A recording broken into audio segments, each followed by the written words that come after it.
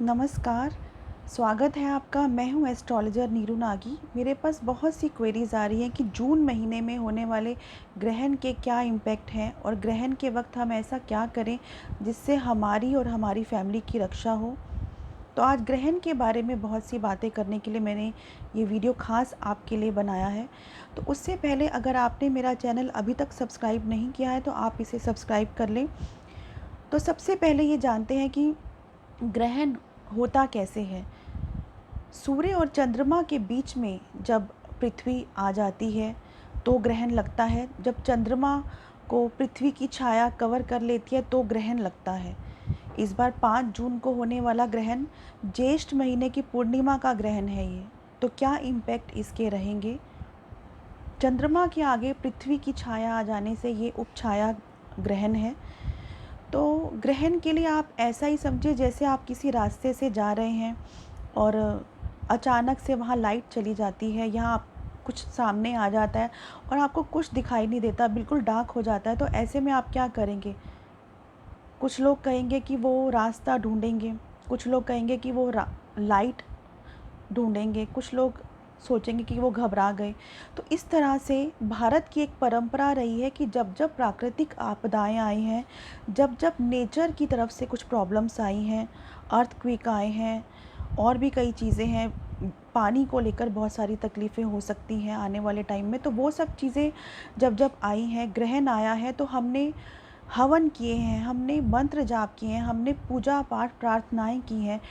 तो प्राकृतिक आपदाएं हो चाहे ग्रहण हो तो उस वक्त ये भारत की परंपरा रही है, हमने ये सब किया है। ये ऐसे ही जैसे मैंने आपको एग्जांपल दिया है, आप रास्ते में जा रहे हैं, जब आपको कुछ नहीं सूझेगा तो फिर आप अपने भगवान को याद करेंगे, आप रास्ता ढूंढेंगे, आप प्रकाश ढूंढेंगे। तो परमात्मा प्रकाश स्वरूप है। तो ग्रहण के वक्त हमें क्या करना है इसकी बात भी हम आगे करेंगे, लेकिन अभी इसके इम्पैक्ट क्या होंगे ये हम जानते हैं।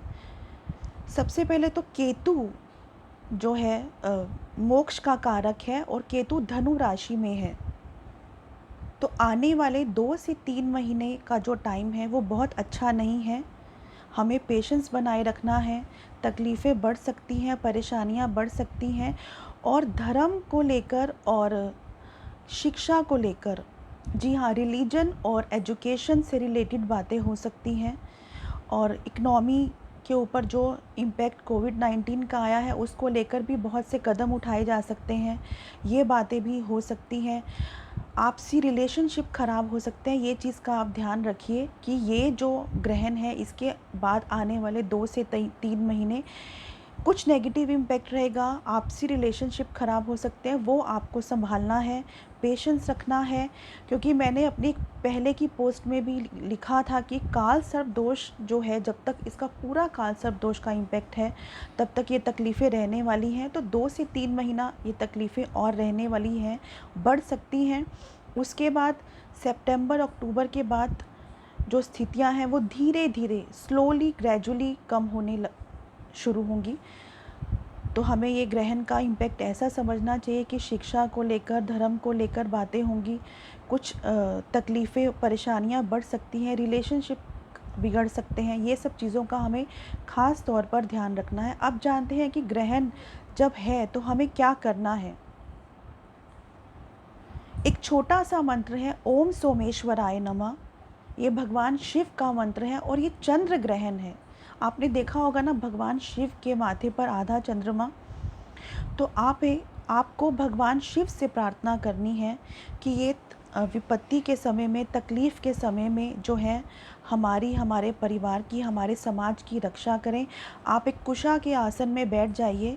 ये जो 5 जून का ग्रहण है रात को शुरू होगा और 6 जून तक रहेगा सुबह तक।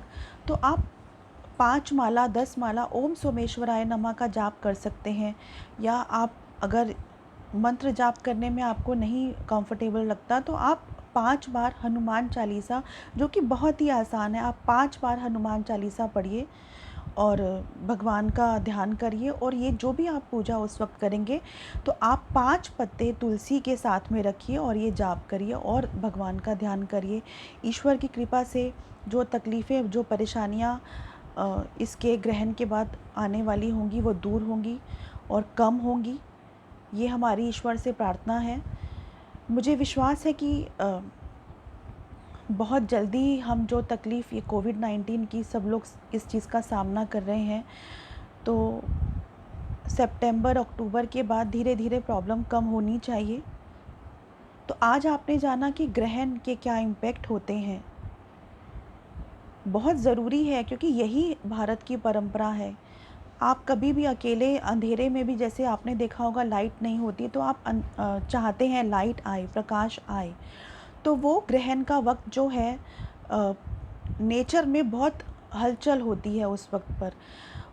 बहुत सारी तरंगे अलग तरह से काम करती हैं, तो वो सब चीज़ों को बैलेंस करने के लिए हम लोगों में ये परंपरा है हवन करने की, जाप करने की। तो हम उस वक्त ध्यान करेंगे, जाप करेंगे, और मैंने बहुत छोटा और आसान सा मंत्र आपको ओम सोमेश्वराय नमः दिया है।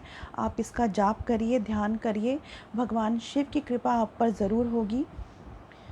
तो मुझे उम्मीद है आपको मेरा ये वीडियो पसंद आया होगा। अगर आपको मेरा ये वीडियो पसंद आया है तो आप इसे लाइक करें, शेयर करें, सब्सक्राइब करें मेरे चैनल को।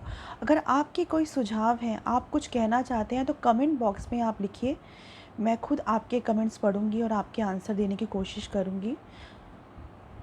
आज इतना ही, फिर एक नए वीडियो के साथ आपके साथ डिस्कस करेंगे।